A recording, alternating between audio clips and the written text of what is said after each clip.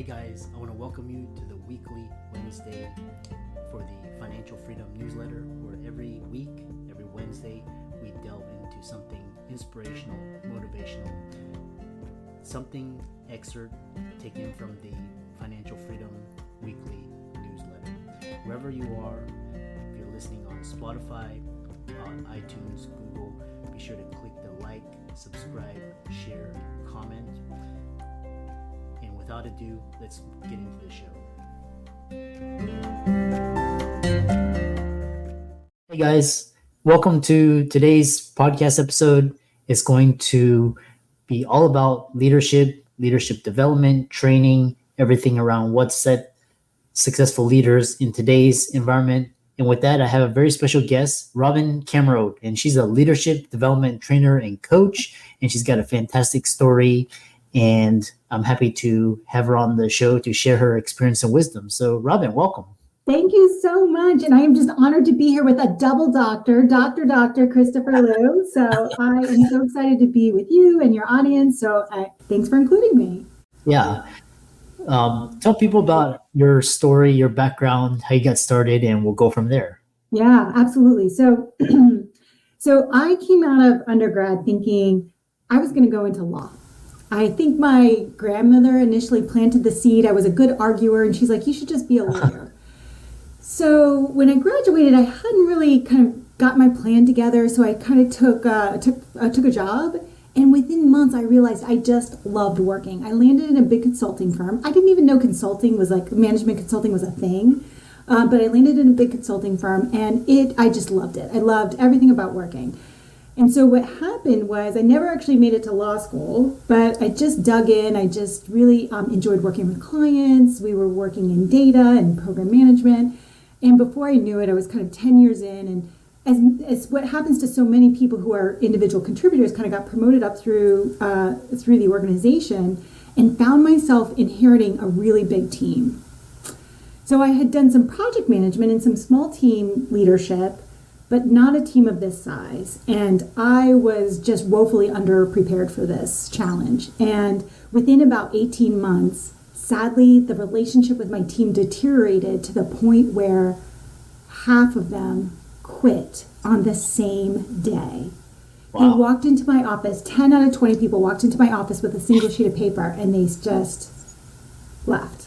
And I was just totally devastated. I mean, humiliated, devastated, and put my head down on my desk, and I thought immediately, I was like, if I do nothing else in my career, so forget law, forget data, forget project management, if I do nothing else in my career, I just want to be a good leader. I just want to be a good manager. I want to take care of people, because it was just such a devastating experience and really just didn't align at all with who I was. And so that was about 15 years ago. And since then, every single day has been really focused on understanding what people want and need at work, and how I can meet them where they are and really be the kind of leader that they need in their environment. So I'm really proud that kind of turned that situation around, and it took a little bit of time, but to kind of turn that around, still have really good relationships with that team that we rebuilt. And so after going through that experience a couple of years ago, I thought, I want to do this kind of on a different scale and work with clients as a coach and as a trainer and just share what I've learned. So that's a little bit about my background. Yeah, it's interesting. I love these instances where people have these aha moments and just kind of, these sources of inspiration. One thing is that we were discussing, and you talk about leadership isn't a role, it's a relationship, and why it's important and how to change your team dynamics and impact by setting aside checklists and building connection. Yeah. I think so often, certainly for me and a lot of the people I work with, kind of, we think about leadership as a job, and there's a task list associated with it. And these are my responsibilities. But when it comes down to it, leadership is our relationship with each other. And it completely hinges on trust. And can we communicate, and can we articulate a vision, and do they buy in, and are we able to listen and hear them? And so it's all of those dynamics of the relationship that I found that when I tuned into nurturing those building and then nurturing those relationships, things started to shift, instead of kind of treating people as like an action item that I had to take care of, but really trying to connect. Yeah. I love that. It's like, the connection and, especially in today's organizations, the younger generation, they want to go out, create their own companies or work for companies or organizations that resonate with their values, not necessarily this hierarchy or some arbitrary standard. And with that, you have this key idea where you talk about the role of champions in leadership development, and we have conversations on the importance of mentorship in developing strong leaders and tips for finding and fostering those relationships for career growth. What should the younger generation be looking for, seeking for? How do they find mentors that are good leaders? Expand on that. Yeah, I think it's a great question, and so, and I'll answer it in a couple of different ways. So I think mentors, coaches, advocates, champions, there's a lot of different people that we can almost have, kind of think about them as a board of directors, a collection of people in our lives that we have relationships with that you can kind of pull on or tap into at different times for different needs. So I don't necessarily think of it as kind of just one person. So I think kind of more of a team. And I also think about people with a range of experiences. So maybe somebody that has a lot of direct experience in your line of work. So maybe for you, other doctors who might be a little more further advanced in their practice, or entrepreneurs who are a little bit further down that journey. But you also might pick people from totally different industries that have had experience kind of building large teams or working in a distributed environment or something different. So I think thinking about it as a collection. The thing about champions, the way I think about that is very kind of specific in organizations where you need people on the inside who know you, who like you, and who can help you navigate the complexities in especially in large businesses. And so somebody that really can kind of help you figure that stuff out, because so often, especially those when we're early in our career, we spend so much time just mucking about trying to figure it out and making some mistakes. So just having somebody that can say, all right, here's what I'm facing. Like, how would you advise me in terms of my next step? So anyway, so I think champions are great for internal, especially in a large organization. But then outside of that, having a suite of mentors, coaches, champions, and so forth, I think is really useful. Yeah, I love that.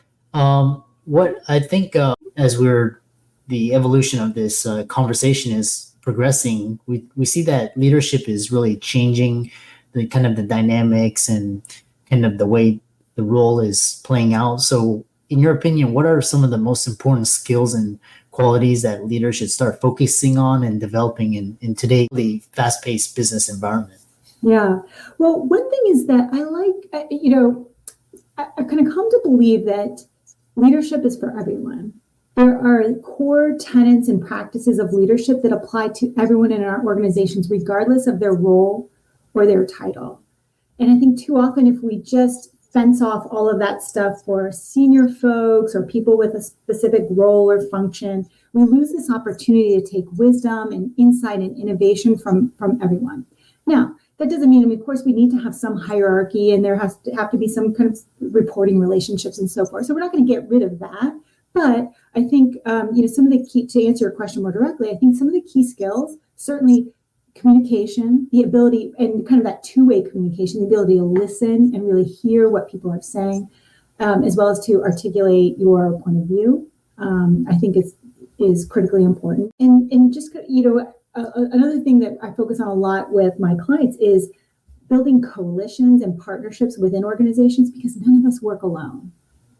Everything is done by small teams. And so your ability to connect with, break down silos and work across the organization and be collaborative, I think is another one. Yeah. It's like we were talking, it's relationships and collaborate, kind of leveling out, having a face to the company. The other question is, traditionally how we view leaders is, you have this archetype or this stereotype. Talk about the power of vulnerability and the benefits of it, and actually creating psychologically safe cultures where people can be open and share like this, just like this fire chat, you can just talk and nothing rehearsed or canned. It's just very open and free. Talk about that. Yeah. Well, there are a couple of pieces there that I want to pick up on. And so the first is this archetype of a leader. So I would just ask, you and everyone in the audience, just for a moment, pause and think about a leader, maybe somebody you worked with in the past or somebody you've kind of seen in media that comes to your mind, and what kind of characteristics do they have? And so often it's kind of one image. And that's the challenge people think about, and I'm like, but not all of us look like that and not all of us sound like that. Yeah. And there's so much more room for leaders that don't kind of fit that traditional archetype, and so kind of building on that, I would just kind of challenge our own possibly limited thinking about what a leader should look like. And then to pick up on another part of your question, a lot of times what we bring with that is that, well, leaders would not show vulnerability. They would be fearless in the face of kind of risk or change, and they would just drive forward. And we know that also doesn't really work in our environments either, because we all know that not everyone has all the answers. And when you show up kind of pretending like you got it all figured out, nobody trusts you. That can't possibly be true. I find it's much more powerful and much more compelling to go in and say, hey, here's how I think about these kind of challenges. These are some of the things that we know, and these are the things that we don't know, and we're trying to figure out. And we're going to do this together. And we're going to move forward with confidence on those things that we know how, that we know how to do. So to me, it's more powerful to kind of show some of that vulnerability along with some kind of plan to kind of work through those challenges. So it's not, you can't just say like, oh my gosh, I'm feeling really vulnerable and I'm really, afraid of this big change that's happening in our business, and like throw your hands up. Like that doesn't work either. Claiming that you know more than you actually do. So.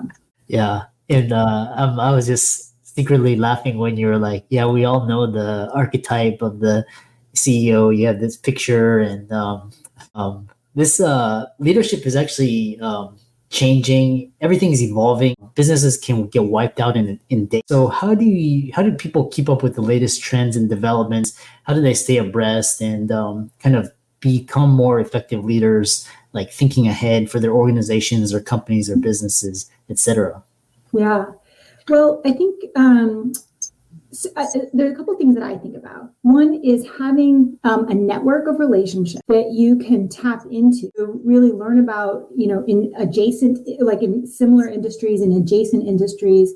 So I think too often we get stunted in our leadership growth if we're too inwardly focused. And this can happen in all kinds of organizations, but you do see it in larger businesses, in big hospital settings, like where your whole world becomes that little ecosystem. And then we all end up just kind of recycling the same ideas and the same frustrations. And so I think to the extent that you could kind of break out of that and have a network that goes beyond those boundaries, you can pull in ideas from different areas, and not thinking in too limited of a way about where those should come from. It doesn't have to come from exactly a model that looks like yours, but you can take ideas from other places.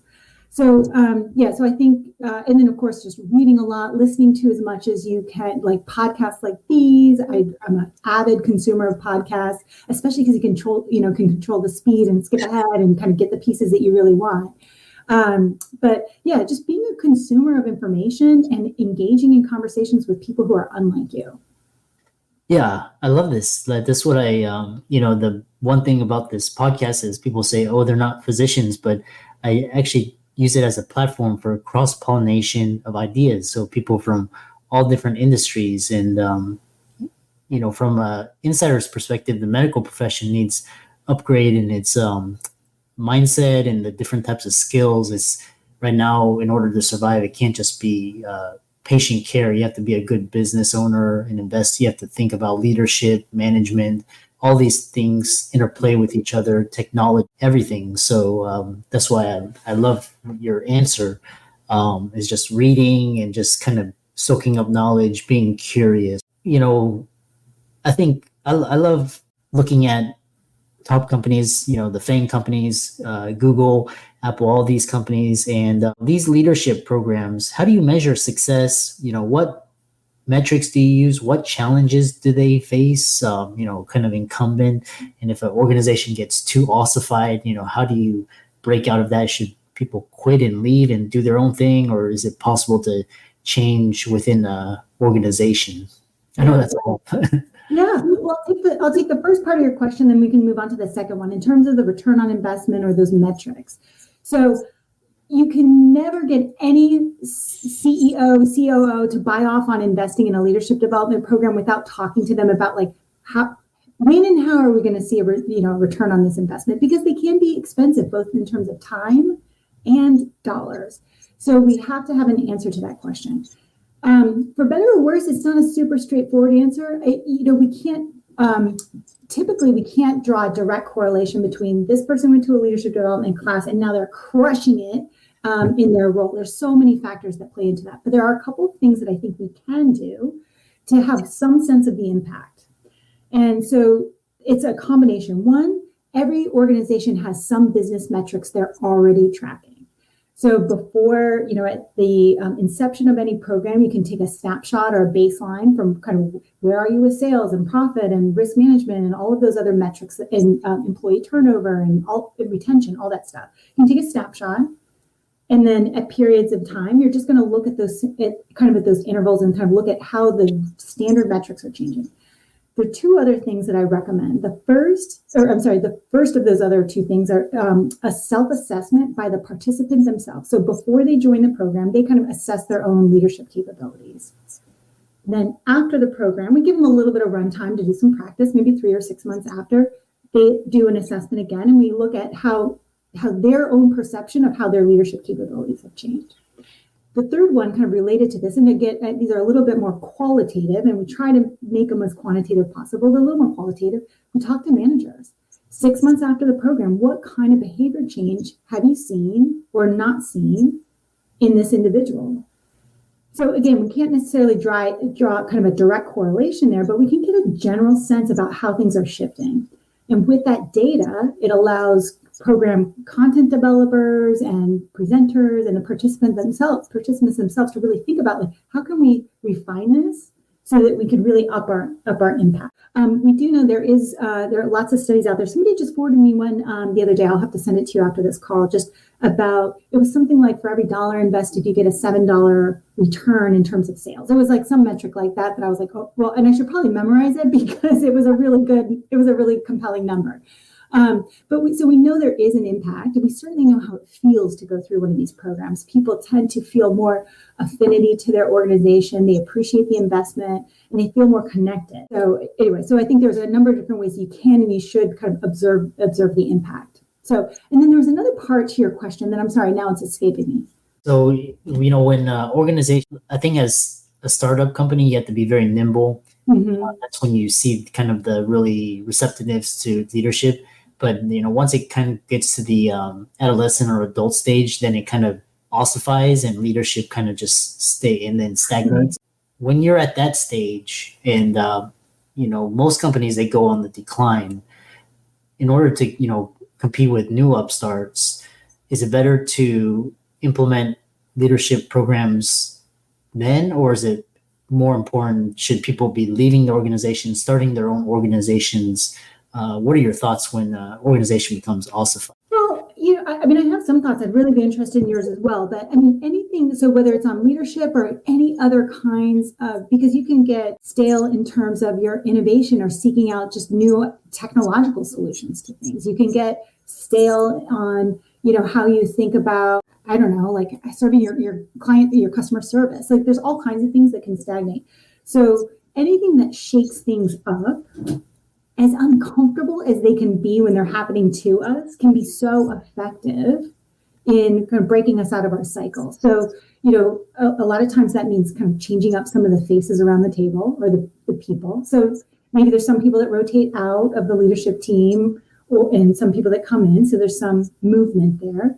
You could always bring in people from the outside, more kind of drop them in buckets, just to kind of challenge some of the traditional thinking.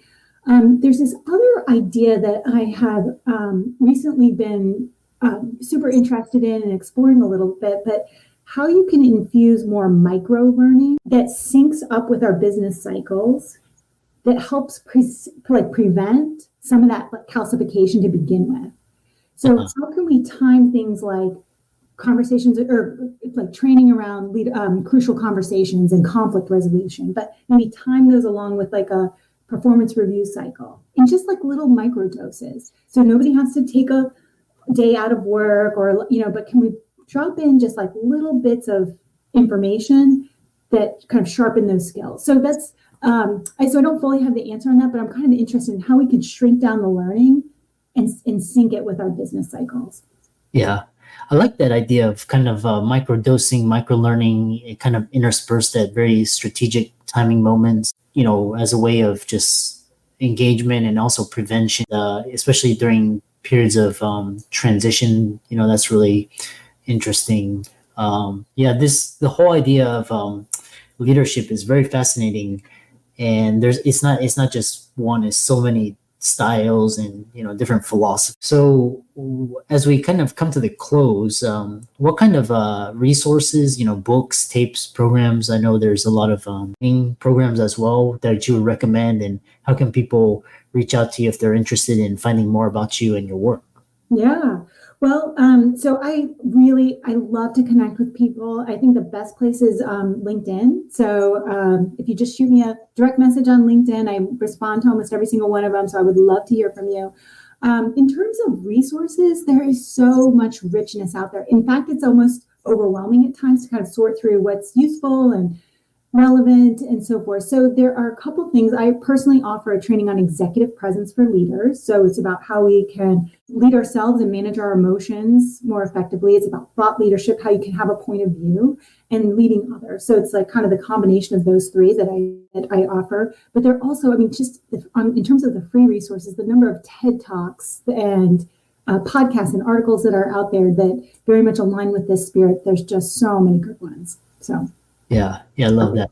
Really, like I said, I always study leaders and just kind of, I'm not good at it, but I love to emulate and just learn and soak up, what are good qualities.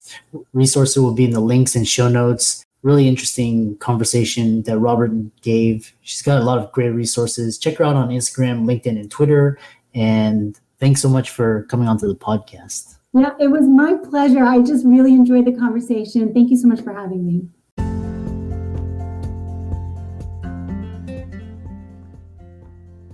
I hope you really enjoyed that wonderful, inspirational, motivational piece. Again, wherever you are listening, if you liked it, be sure to like, comment, share, subscribe. We're on everywhere: Spotify, iTunes, Google, Amazon, Audible. And without much ado, be sure to thank this show's sponsors, and we'll see you next week.